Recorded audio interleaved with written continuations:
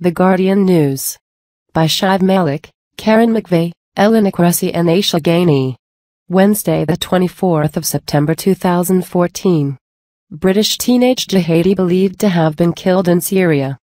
Western fighters in war-stricken country claim Ibrahim Kamara, also known as Khalil al-Britani, died in U.S. airstrike on Aleppo. A 19-year-old from Brighton is believed to be among those killed in Syria in the past 48 hours, The Guardian has learned. Two Western fighters in Syria said Khalil al-Britani, whose real name is understood to be Ibrahim Kamara, died after U.S. airstrike on Aleppo. Kamara was described as being a member of Jabhat al-Nusra, an affiliate group of al-Qaeda which has fought against both the forces of the Syrian president, Bashar al-Assad, and Islamic State militants in the country's civil war. A picture posted on Facebook on Tuesday night appears to show Kamara's face in an unzipped body bag covered in fine sand.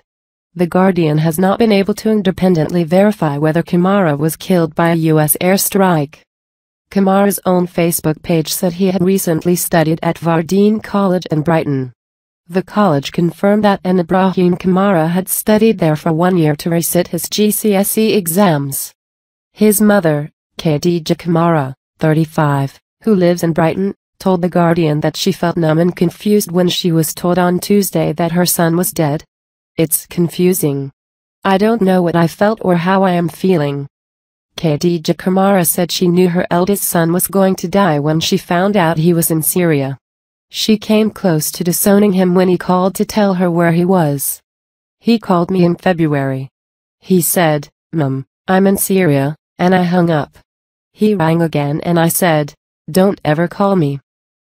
She described Ibrahim as a normal boy, one of 4 sons she raised as a single mother, in Holland and Britain, who showed no sign of radicalization. "It's something I never imagined that my own family would do. Even in my dreams it would never come close," she said. "It all happened so fast. He was just a normal boy, going to school, playing football. He wasn't disrespectful. He just met the wrong people. Everything was quick for him to take those measures and leave." Khadijah Kamara, who is the manager of the Strive in the Way of Allah charity in Brighton, said she abhorred violence of any kind and had brought up her sons as good Muslims.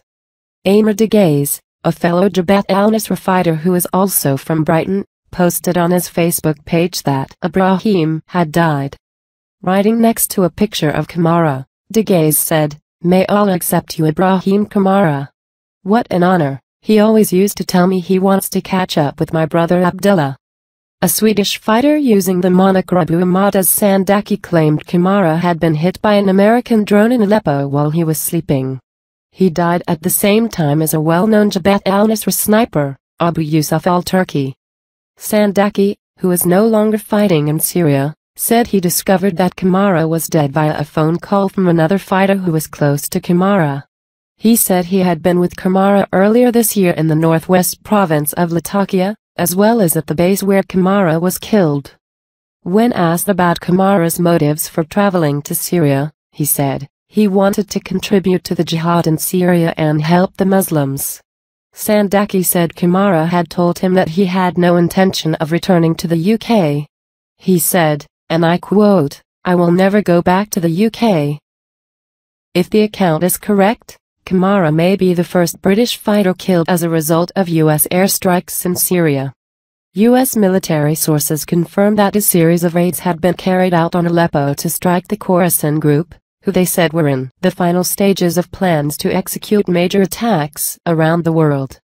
U.S. Central Command said it conducted 8 strikes against the group in the west of Aleppo and that those targets included training camps, an explosives and munitions production facility, a communication building and command and control facilities. The Syrian Observatory for Human Rights said Jabhat al-Nusra fighters were hit. Numerous postings on social media by jihadists in Syria claim around 50 fighters from Jabhat al-Nusra were killed in the first round of airstrikes. The Foreign Office said it was aware of reports of a British man being killed fighting in the country.